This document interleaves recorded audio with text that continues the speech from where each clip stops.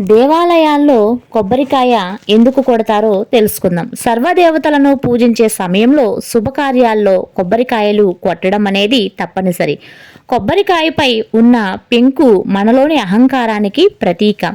ఎప్పుడైతే కొబ్బరికాయను భగవంతుని ఎదుట కొడతామో మనం మనలోని అహంకారాన్ని విడనాడుతున్నామని, లోపలున్న తెల్లని కొబ్బరిలా మనసును స్వామివారి ముందు పరిచామని, తద్వారా నిర్మలమైన కొబ్బరి నీరులా మన జీవితాలను ఉంచాలని కోరుకోవడం.